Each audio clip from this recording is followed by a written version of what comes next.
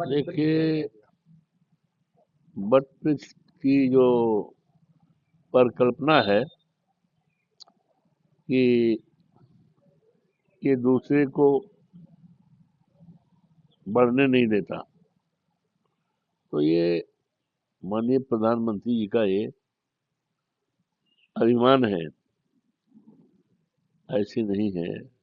समय आ रहा है और बट वृक्ष को अपनी जो उम्मीद कर रहे हैं, यही बट वृक्ष प्रधानमंत्री और भारतीय जनता पार्टी की उम्मीदों पर पानी फेरेगा।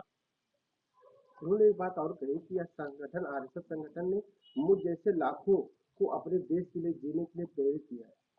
नो, राष्ट्र निर्माण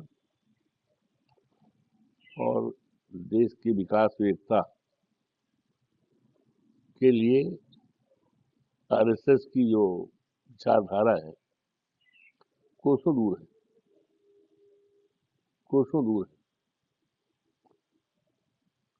इस देश के निर्माण के लिए, विकास के लिए और इस देश की आज़ादी लाने के लिए हमारे देश के तमाम असंख्य महापुरुषों ने कुर्बानी दी। उनका सपना था हिंदुस्तान के लिए, लेकिन उनका सपना आज अधूरा है। जब तक देश के अमर शहीदों का सपना पूरा नहीं होता है, तब तक इस तरह का संगठन का कोई मतलब नहीं होता।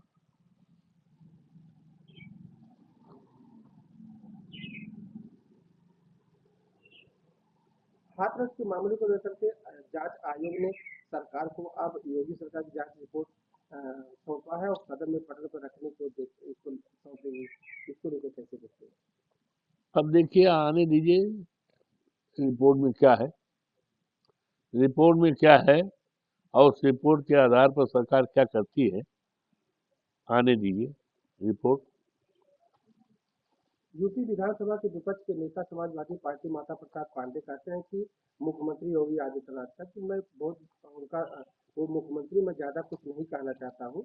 उन्होंने आरोप लगाया कि वे हिंदू युवा वाहिनी बनाकर चुनाव लड़ाते थे और बीजेपी के उम्मीदवारों को हराते थे।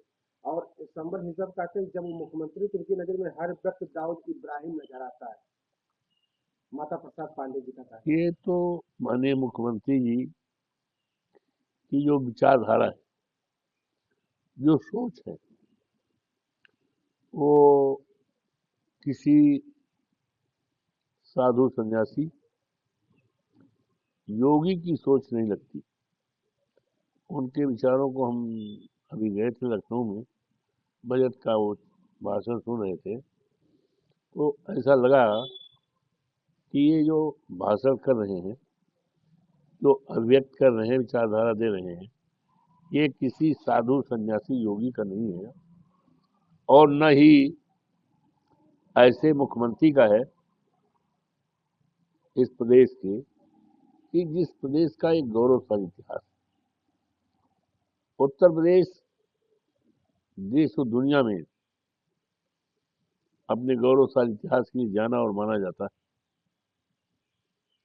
गंगा जमुनी संस्कृत है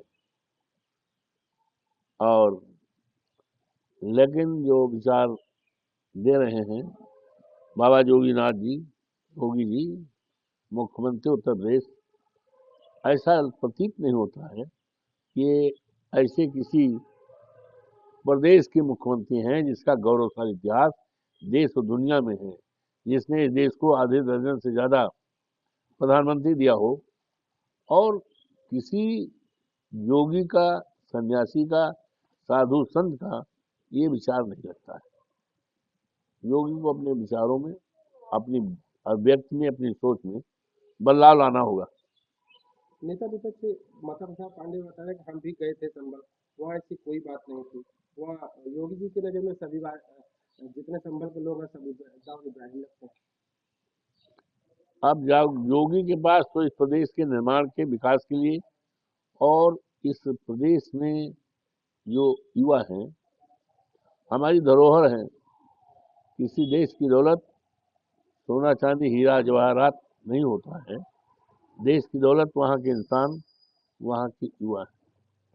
तो युवा तमाम हैं जिनकी संख्या लाखों में है, पढ़ लिख करके तैयार हैं, सरकारी नौकरी नहीं।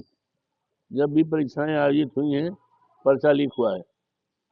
तो योगी बाबा को इस पर ध्यान देना चाहिए, लेकिन योगी बाबा के भाग्य में, हस्तलिप में रचनात्मक काम नहीं है। रचनात्मक काम नहीं है जिससे कि इस प्रदेश का उद्धार हो, विकास हो, युवकों को सरकारी नौकरी मिले, ये इनके उसमें है ही नहीं है। तो ये कैसे करेंगे? उत्तराखंड में यूसीसी लागू हो गया था, उसको लेकर के ओवैसी ने अपनी पार्टी के साथ हाई कोर्ट का रुख लिया है और वहां पे चुनौती दिया। इसको लेकर कैसे देखते हैं? हमारे प्रदेश और देश की न्यायपालिका का एक गौरवशाली इतिहास, और अभी हाल में जिस तरह से भारतीय जनता पार्टी का कदम संभल के घटना के बाद चल रहा था, निश्चित रूप से अगर माननीय न्यायालय हस्तक्षेप न करता तो पूरी तरह से प्रदेश में सांप्रदायिकता का जहर फैल जाता, आपसदारी भाईचारा खत्म हो जाती, विवाद खड़े हो जाते। लेकिन माननीय उच्चतम न्यायालय में उनके इस बढ़ते हुए कदम को रोकने का काम किया, क्योंकि उन्होंने कहा कि अब जितने मस्जिद है सब में हम खुदाई करेंगे। तो इसको माननीय उच्चतम न्यायालय में निर्णय दे करके इस प्रदेश और देश में शांति और भाईचारा और जो गंगा जमुनी संस्कृति हमारी है उसको कायम करने का काम किया। All India Muslim personal law board ने यूसीसी के विरोध में हाई कोर्ट का रुख किया है उत्तराखंड में। ठीक है, न्यायालय से हमें उम्मीद है न्यायालय इस देश में ऐसा कोई कानून नहीं लाने की इजाजत देगा जिससे इस देश में आपसदारी भाईचारा और विवाद बढ़े।